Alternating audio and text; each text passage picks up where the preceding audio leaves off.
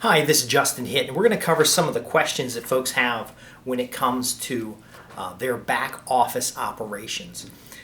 First off, how do I avoid hiring or having lazy office personnel?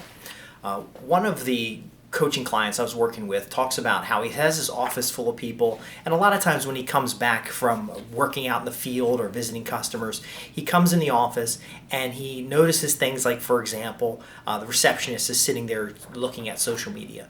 Now that wouldn't be such a big deal if they were actually doing social media marketing, but what happens is he comes in and some work's not done and the person's sitting there just seemingly doing nothing.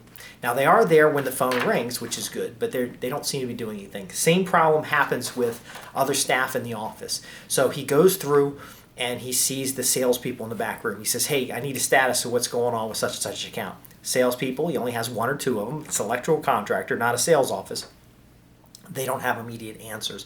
And it seems from the owner's perspective that these folks are lazy and they're not working. Well, here's the thing.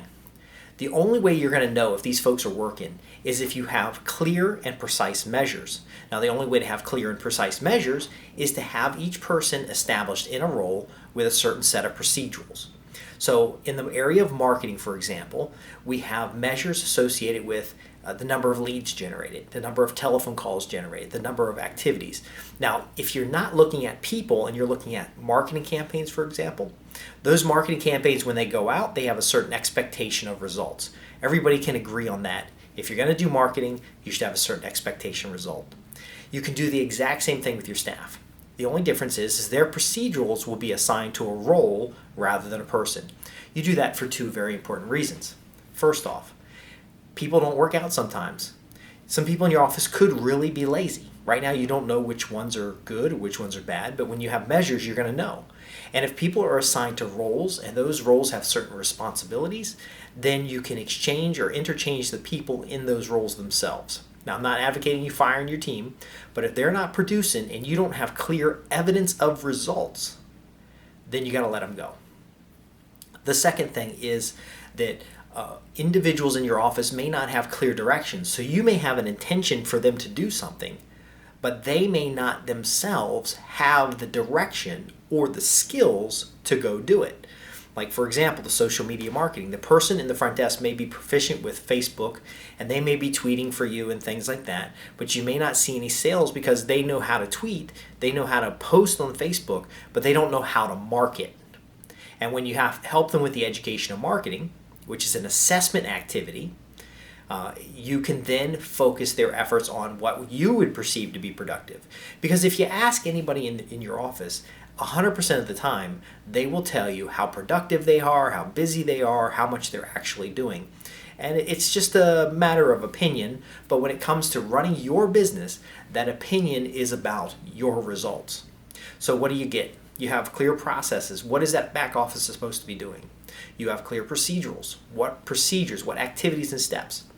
Then you have measures. Of those procedures, activities, and steps, here's what we expect to happen. And we're going to measure it. How many sales calls did you make? How many proposals were done? How many customer follow-up calls? If the receptionist has extra time, they could be making customer follow-up calls. Or if you have two receptionists or you have an administrative assistant who also answers the phone, you can have them taking shifts to answer the phone but also outbound calls, and the measure might be how many calls have you made.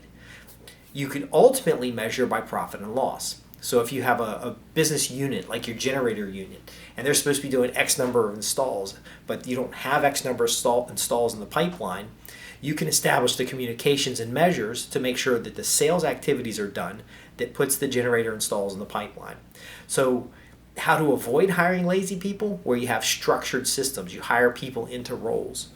How to prevent from having lazy people? Well, that's a motivation activity. That's a training and education activity.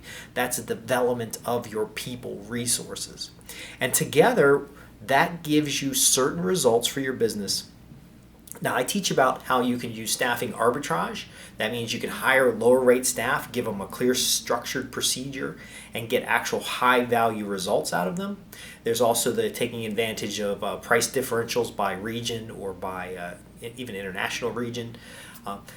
That can't happen until you do this first. First, you need to be clear and you need to know that everybody's pulling their weight. And you know that they're pulling their weight by the measures. This may mean you need to shift from day-to-day working in the business to weekly meetings, monthly evaluations, helping give that feedback and get that feedback so that you can deliver for your customers, but also you can deliver for your bottom line. So I'm Justin Hitt with Commercial Electoral Profits. Keep sending in your questions. We're going to try to answer questions every week. I'm going to record a series of materials and get them back out to the people who asked the questions, but also make them available at the website www.commercialelectricalprofits.com. Thanks for listening.